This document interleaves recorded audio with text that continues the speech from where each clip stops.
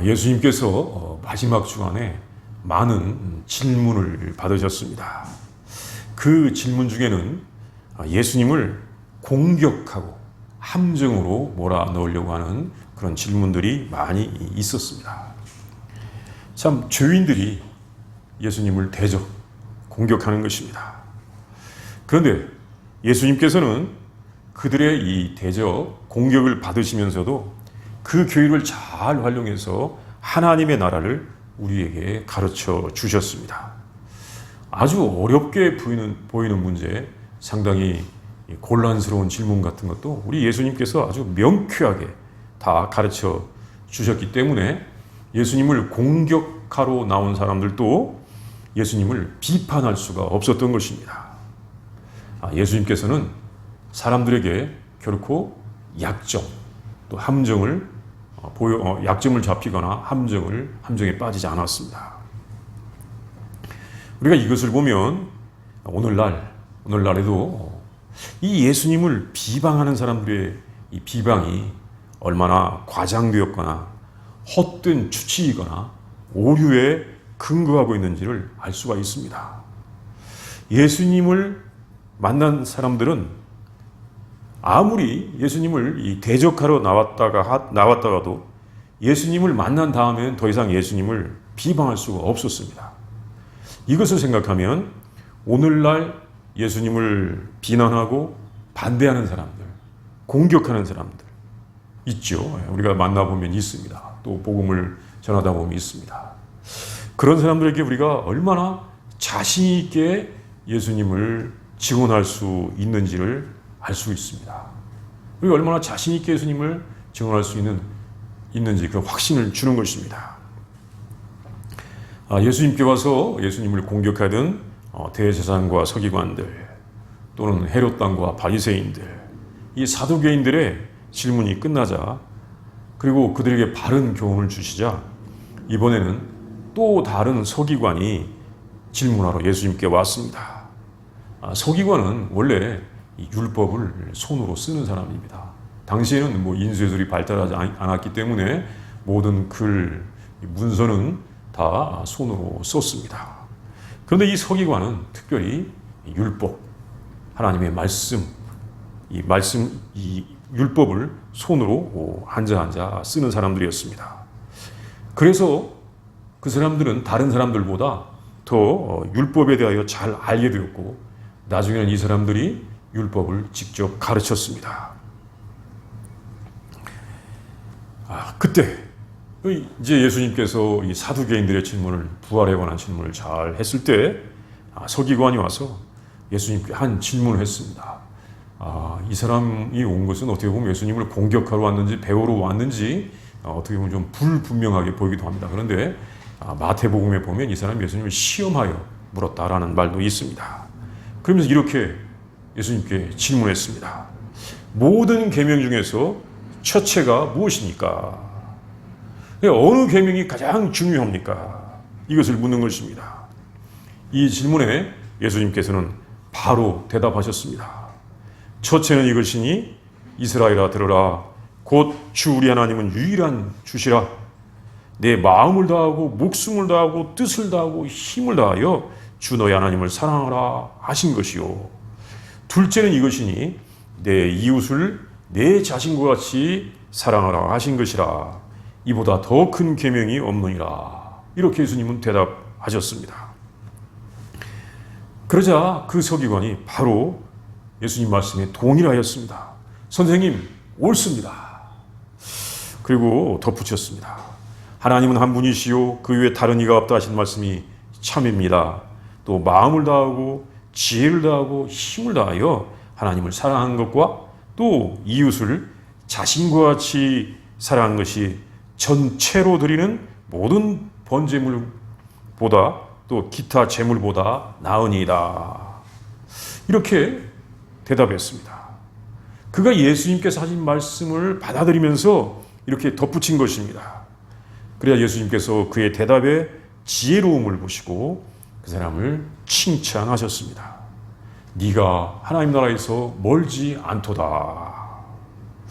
이 서기관은 예수님께 칭찬을 받았습니다. 이 말씀을 통하여 주시는 교훈이 있습니다.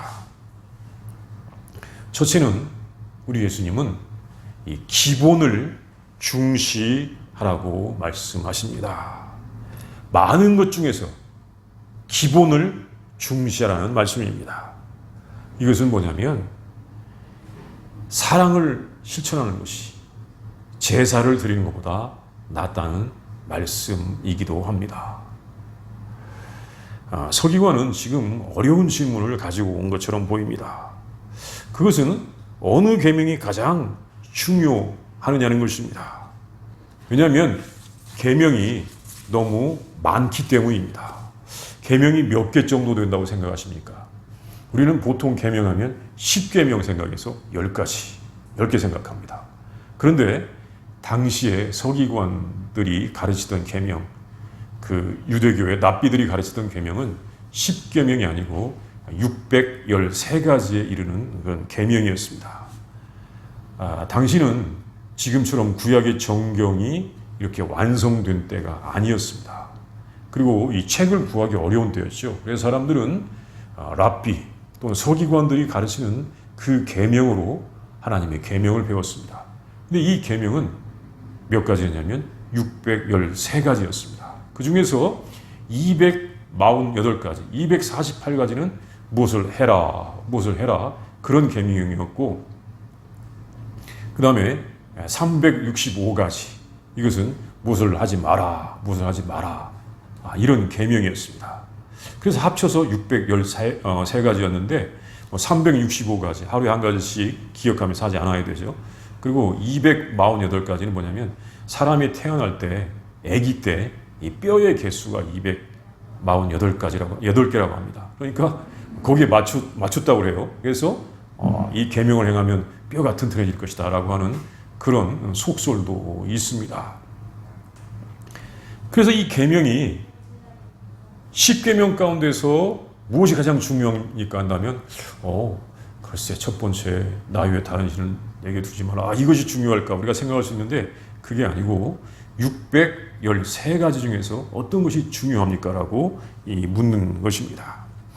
근데 보통 당시에 성전에서 또는 회당에서 가르쳐주던 가장 중요하다고 강조되는 것들은 뭐였냐면 재물, 돈 재물이 아니고 제사 드리는 재물, 이 재물에 관한 규정들이었다고 합니다. 이렇게 재물을 갖다가 바쳐라. 제사에 관한 규정을 가장 강조하고 있던 그런 때였습니다. 이것은 서기관의 대답에서도 확인이 되죠. 33절에 보면 서기관이 뭐라고 했냐면 전체로 드리는 모든 번제물과 기타 제물보다 나으니라 이런 말이 있는데 여기서 번제물 또 기타 제물이라는 말이 나옵니다. 그러니까 당시에 서기관들, 랍비들이 희생 제물을 잘 갖다 바쳐라 이걸 강조하고 있었던 것입니다. 이 번제와 희생의 제사라는 것 이걸 잘 드리는 것입니다. 이것은 뭡니까? 자기가 죄를 용서받기 위하여 제물, 소나 양이나 염소나 비둘기 이런 짐승들을 가져다가 짐승을 잡아서 피는 쏟아 부어버리고 또 일부는 불로 태우고 나머지는 가지고 가서 제사장에게도 드리고 또 자기가 갖는 것이었습니다. 그런데 이 제물의 가장 큰 목적은 뭐냐면 자신의 죄를 용서받는데 그 목적이 있었던 것입니다. 이 제물을 죽이죠. 왜? 죄를 지은 자신이 죽어야 되는데 제물이 대신하여 죽는 것입니다.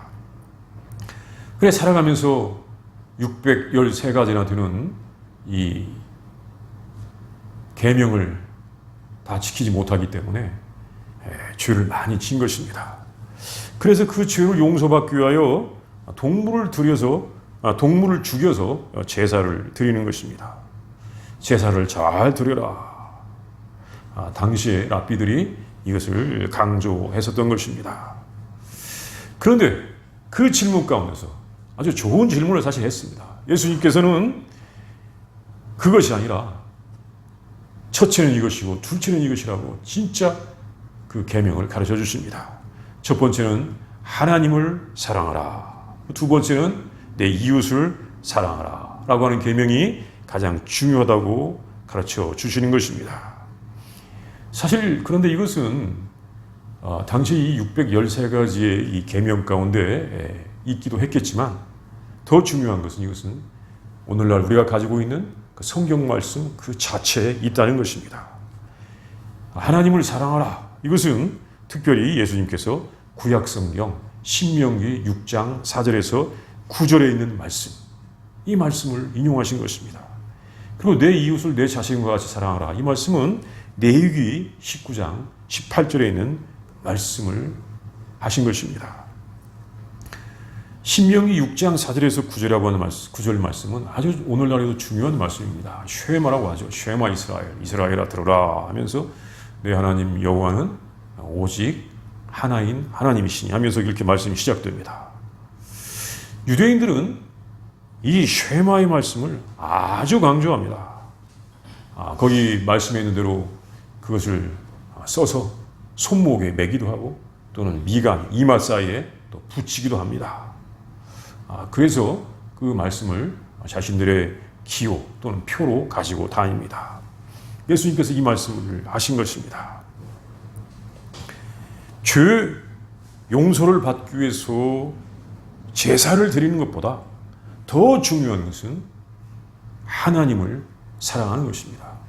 마음을 다하고 뜻을 다하고 또 힘을 다해서 하나님을 사랑하는 것입니다. 그리고 이웃을 사랑하는 것입니다. 왜 그럴까요? 사실은 사랑하면 죄를 행하지 않습니다. 사랑을 행하면 죄를 행하지 않는 것입니다. 죄를 짓고 와서 용서해 주십시오, 용서해 주십시오 하는 것이 하나님의 나라에 있어서 중요한 것이 아니라 사랑하였기 때문에 죄를 행하지 아니하고 또 사랑을 행함으로써 하나님의 나라에 가깝게 되는 것입니다. 이 하나님의 말씀의 기본, 하나님의 말씀 아는 것은 우리가 저주, 심판을 받기 위해서 희생의 제물을 드리고 죄 용서해 주십시오라고 막 엎드려 굴복하는 것, 그것이 더 중요한 것이 아니라 중요한 것은 사랑을 행함으로 말미암아 하나님의 다스림을 받는 것입니다. 사랑을 행하는 것이 하나님의 모든 말씀의 기본이고 모든 율법의 기본입니다. 하나님을 사랑하라, 이웃을 사랑하라는 것은 정말 구약에서도 강조되지만 또 이것을 하나님 말씀을 잘하는 바울 사도에 의해서도 우리에게 잘 전해주시는 아주 중요한 말씀, 모든 율법의 핵심적인 말씀입니다. 우리가 정말 모든 율법의 이 기본이 강령이 하나님을 사랑하는 것과 이웃을 사랑하라는 말씀이라는 것을 다시 한번 찾아 읽어보도록 하겠습니다. 바울 사도가 가르쳐 주었습니다. 로마서 13장 8절부터 10절 말씀, 우리가 전에도 읽었었는데 한번 또 읽어보겠습니다. 신약성경 258쪽을 펴면 찾는 데 도움이 됩니다. 258쪽 같이 읽겠습니다. 시작. 피차 사랑의 비유에는 아무에게든지 아무 빚도 지지 말라. 남을 사랑하는 자는 율법을 다 이루었느니라. 간음하지 말라, 살인하지 말라, 도둑질하지 말라, 탐내지 말라 한 것과 그 외에 다른 계명이 있을지라도 내 이웃을 내 자신과 같이 사랑하라 하신 그 말씀 가운데 다 들었느니라. 사랑은 이웃에게 악을 행하지 아니하나니 그러므로 사랑은 율법의 완성이니라. 바로 사랑을 행한다는 것은 이웃에게 악을 행하지 않는 것입니다. 그러니까 이게 제사를 드릴 필요성을 없앤다고도 볼 수 있습니다. 물론 번제나 희생제물, 거기서 이제 이 속주제, 속건제만 있는 것이 아니고 감사제물이 있기 때문에, 감사제가 있기 때문에 우리가 이제 사랑을 행했다고 해서 감사제사를 드리지 않는 건 아닙니다. 그러나 중요한 것은 사랑을 행하는 사람은 악을 행하지 않는다. 우리 주님은 이렇게 사랑을 행하는 것이 기본이다, 율법의 완성이다, 중요하다고 말씀해 주시는 것입니다. 이제 두 번째는 뭐냐면, 우리 예수님은 가장 큰 계명으로서 마음을 다하고 목숨을 다하고 뜻을 다하고 힘을 다하여서 하나님을 사랑하라고 말씀하셨습니다. 이렇게 하나님을 사랑하는 것은 모든 행위의 첫 번째 이유가 되는 것입니다. 우리는 하나님을 사랑함으로써 사실은 모든 행위에 있어서 이 거룩한 행동 또는 또 하나님을 닮은 완전한 행동을 하게 되는 것입니다. 하나님을 사랑하라. 이게 계명입니다. 그런데 어떤 사람들은 우리에게 계명이 무엇입니까? 우리가 계명을 과연 지켜야 됩니까? 라고 계명을 지키는 것에 대하여 상당히 어떤 이 논란거리를 만들기도 했습니다. 왜냐하면 계명은 주로 구약 성경에 있고 이 구약의 계명들은 우리에게 지금 맞지 않는 게 많이 있는데 이게 우리가 이 계명을 꼭 지켜야 되느냐는 것입니다. 사실 계명은 하나님께서 우리에게 지키라고 주신 것입니다. 계명을 지킬수록 복된 것입니다.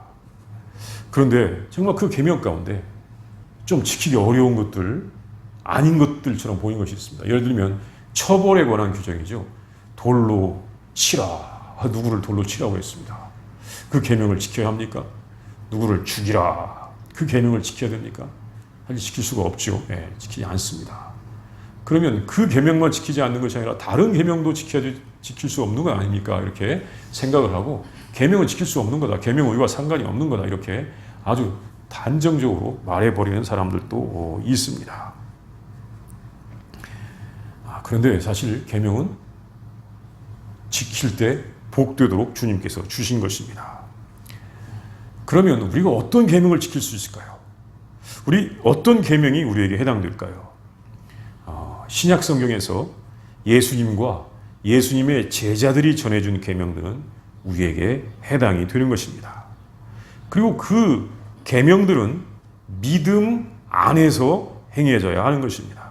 또 믿음이라고 하는 것이 어떻게 보면 계명을 지키는 것이라고 우리 주님께서 말씀하시기도 하셨습니다. 우리가 믿음과 계명의 관계, 오늘날 우리가 계명을 지켜야 되는지 지키지 않아도 되는지를 요한복음 14장에서 그 말씀을 볼 수가 있습니다. 우리 한번 요한복음 14장 15절 말씀 보겠습니다. 신약성경 172쪽을 펴면 찾는 데 도움이 됩니다. 요한복음 14장 15절 말씀 같이 읽겠습니다. 시작. 너희가 나를 사랑하면 나의 계명을 지키라. 예수님의 계명을 지킨다 이거예요. 계명을 지키라고 주셨어요. 또 21절 말씀, 바로 옆에 있는 21절 말씀도 한번 같이 읽겠습니다. 시작. 나의 계명을 지키는 자라야 나를 사랑하는 자니 나를 사랑하는 자는 내 아버지께 사랑을 받을 것이요 나도 그를 사랑하여 그에게 나를 나타내리라. 이처럼 계명을 지키는 사람이 우리 예수님을 사랑하는 사람, 우리 하나님의 계명을 지키는 사람이 하나님을 사랑하는 사람입니다. 계명은 사실 지키라고 주셨습니다. 특별히 우리 예수님께서는 우리들에게 특별히 우리는 예수님께서 주신 말씀, 계명을 지켜야 됩니다. 그런데 예수님께서는 우리들에게 첫 번째가 뭐냐면 하나님을 사랑하는 것이 첫 번째라고 하셨는데 그 방법으로서 마음을 다하고 목숨을 다하고 뜻을 다하고 힘을 다하여서 사랑하라고 하신 것입니다. 하나님을 사랑하는 데 있어서 마음을 다하고 목숨을 다하고, 이 목숨이 목이 아니지만 하여튼 목숨을 다하고 또 뜻을 다하고 힘을 다해서 하나님을 사랑하라. 사실 이것은 뭐냐면 하나님을 사랑할 때 자신의 전 존재를 다하여서 전 존재로서 하나님을 사랑하라고 하는 말씀입니다. 하나님을 사랑하는 데 있어서 전력을 다하라는 것입니다. 사실 동물의 희생제사를 드리는 것이 하나님을 사랑하는 방법인 줄 알고 그것을 강조해 왔는데 하나님께서는 그것보다 사랑이 더 중요하다고 말씀하시면서 마음, 목숨, 뜻, 힘을 다해서 사랑하라고 하시는 것입니다. 참 우리가 하나님을 사랑한다. 마음을 다하여 하나님을 사랑한다. 이것은 참 중요하다는 것을 알 수 있습니다. 마음이 우리의 믿음에 있어서 우리의 삶에 있어서 굉장히 중요하죠. 예를 들면 이것입니다. 마음이 없는 선물. 마음이 없는 선물이 있을 수 있습니까? 없습니까? 있을 수 있습니다. 마음이 없는 인사 있을 수 있습니다. 개인적인 경험으로는 이제 군대를 전역할 때 이제 그때 저녁 신고를 사단장에게 하고는 사단장에게 인사를 합니다. 사단장을 뭐 평소에 잘 보거나 알지 못하기 때문에 그 인사가 얼마나 진심에서 나오는 인사이겠습니까? 그런데 인사 참모가 옆에 딱 있다가 하는 말이 마음으로 인사하세요. 그 말 딱 듣는 순간 굉장한 어떤 이 도전이 됩니다. 사단장님께 마음으로 인사를 해야 되는구나.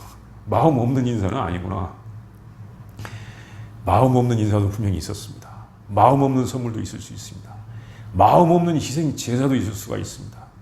마음 없는 예배도 있을 수가 있는 것입니다. 그런데 당신의 마음으로 하십시오. 그 말을 딱 들으면 완전히 내가 지금 하는 척 해서는 안 되는구나. 하는 척만 하는 것이 이게 아니구나. 신앙도 하는 척만 하는 것이 아니다라고 하는 것을 알 수 있습니다. 뭐 사실 마음이 무엇이냐? 이 마음에 대하여 이제 뭐 심리학자들이라든가 철학자들이 써놓은 글들을 보면 정말 그렇습니다. 느낌으로도 마음으로 하십시오 하면 굉장히 거기에 지금 신중해야 되고 진실해져야 되는 것을 알지만 뭐 다른 학자들이 쓴 말은 마음이 무엇이냐? 마음은 존재와 인격의 중심이다. 자신의 존재의 중심이다. 이것입니다. 그냥 형식으로도 할 수 있는 것이 아니라는 거죠. 또 이런 말도 있습니다. 마음은 인간 내부 생명과 영혼과 모든 힘과 기능의 근원과 자리이다. 그러니까 정말 우리의 삶에 있어서 우리의 뭐 이 생명, 영혼, 힘, 기능 다 이 마음이 거기에 근원이기도 하고 거기 있다는 것이에요. 그걸 가지고 하나님을 사랑하는 것입니다. 사실 우리가 이 마음을 다하여 하나님을 사랑한다는 것만 해도 엄청나게 하나님을 사랑해야 되는 데 있어서 진실하고 정말로 모든 것을 다 해야 된다는 것을 느끼는데 예수님께서는 거기다 또 뭐까지 말씀하셨냐면 마음을 다하고 또 뜻을 다하고 또 힘을 다하고 또 강조된 것은 목숨을 다하라고까지 하셨습니다. 전 존재를 가지고 하나님을 사랑해야 한다는 것입니다. 이것은 어떤 문자적인 계명, 그냥 형식적인 것이 아니라 우리의 모든 관심이 하나님의 뜻에 있어야 한다는 것입니다. 모든 관심이 사실 하나님의 다스림을 받아야 한다는 것입니다.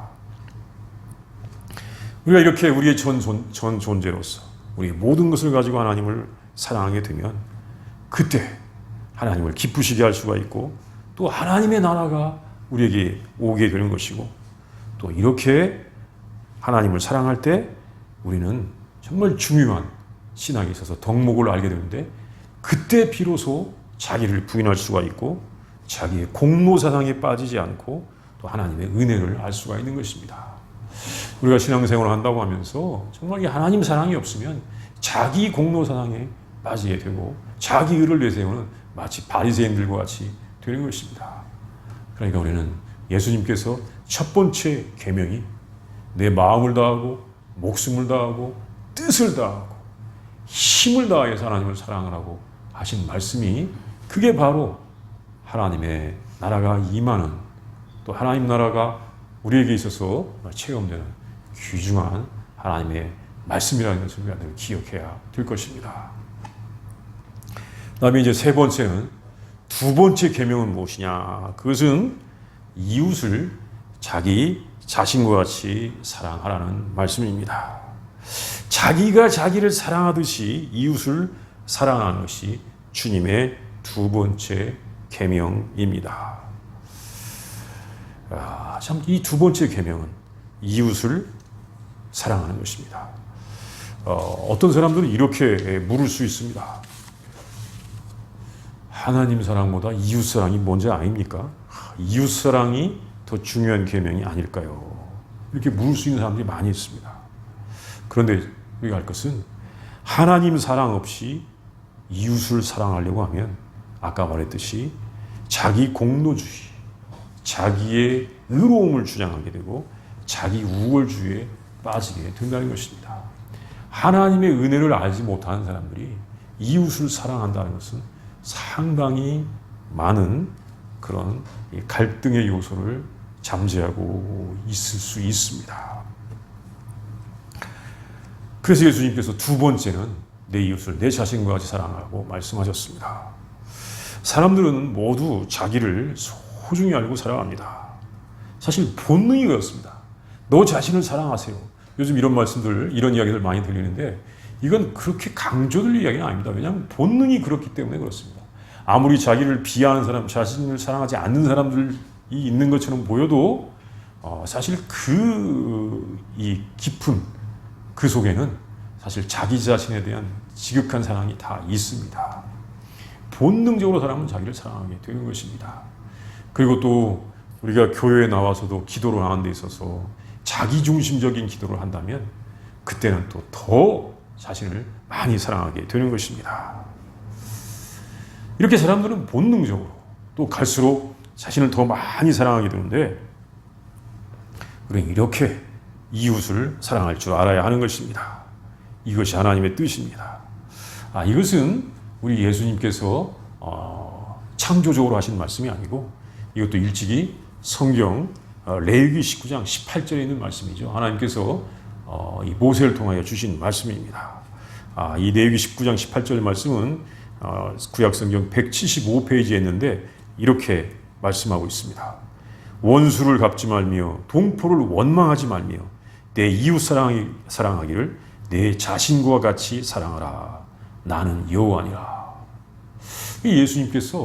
하나님께서 이렇게 모세를 통한 이 말씀을 주셨습니다. 물론 사람들은 많은 계명들 중에 하나인 것처럼 그렇게 알고 이 말씀을 들었겠지만 예수님이 이것이 두 번째로 큰 계명이라고 말씀하신 것입니다. 그런데 예수님께서는 이 계명들을 요약하시면서 이 계명의 중요성을 말씀하시고 또 새로운 의미를 허락해 주셨습니다. 그것은 뭐냐면 이 계명에서 이웃이 누구냐는 것입니다. 이웃을 내 자신과 같이 사랑하라. 그랬더니 어떤 사람이 그럼 내 이웃이 누굽니까? 이렇게 묻습니다. 이것은 누가복음 10장에 나오죠.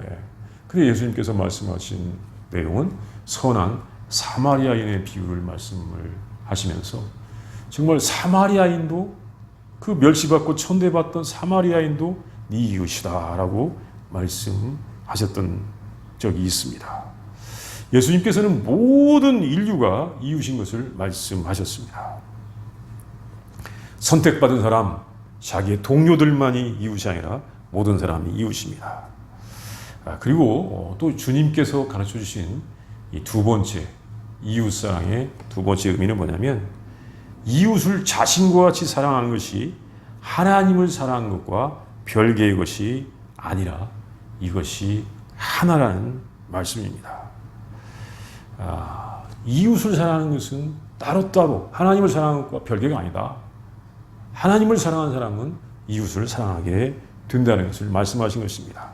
이것은 사도 요한을 통하여 알려주셨는데 요한 1서 4장 20절에서 21절 말씀을 보면 주님께서 이렇게 말씀해 주셨습니다. 성경 393쪽을 펴면 찾는 데 도움이 되는데 제가 읽어보겠습니다. 요한 1서 4장 20절 21절 말씀입니다. 누구든지 하나님을 사랑하노라 하고 그 형제를 미워하면 이는 거짓말하는 자니 보는 바 그 형제를 사랑하지 아니하는 자는 보지 못하는 바 하나님을 사랑할 수 없느니라. 우리가 이 계명을 주께 받았나니 하나님을 사랑하는 자는 또한 그 형제를 사랑할지니라. 이렇게 하나님 사랑과 이웃 형제 사랑이 나눠질 수 없는 것을 우리 주님은 우리에게 알려주시는 것입니다.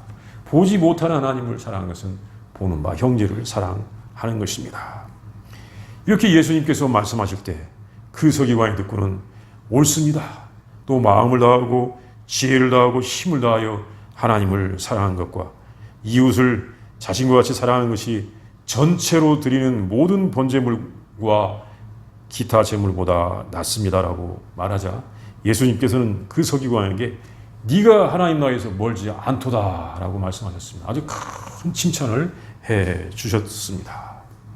이것은 우리 예수님께서 우리에게 전해주시던 하나님 나라는 하나님을 사랑하고 이웃을 사랑하는 것을 통하여 우리에게 오게 된다는 것입니다.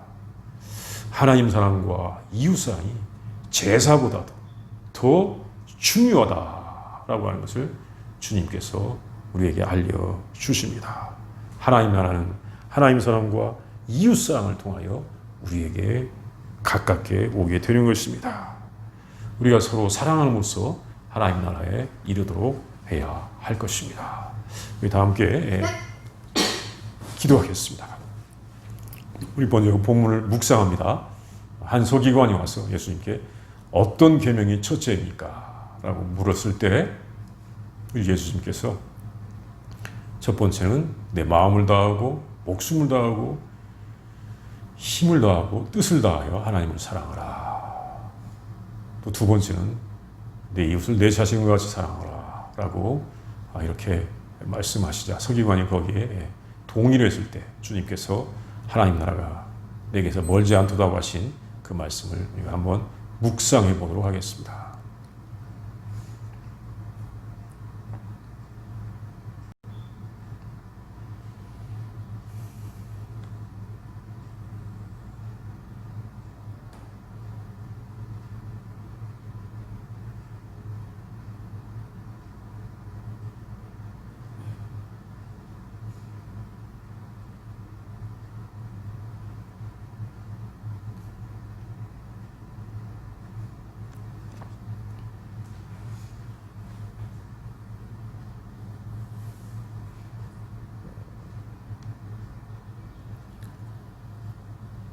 사랑과 은혜가 풍성하신 하나님, 우리를 구원하시는 하나님, 우리에게 아버지 나라를 주시기를 원하시는 아버지 하나님 감사합니다. 예수님을 통하여 하나님의 참 뜻이 무엇인 줄 알게 해주시니 감사합니다.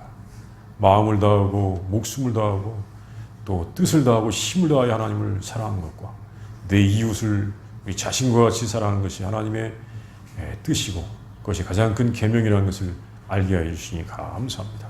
하나님, 우리들이 정말 하나님 나라에 가깝게 하여 주시옵시고 또한 우리가 이 땅에서 하나님의 다스림을 받는 복된 삶을 살게 하여 주시옵소서. 아버지, 온 땅에 하나님 사랑과 이웃 사랑이 가득하게 하여 주시옵소서. 예수님의 이름으로 기도합니다. 아멘.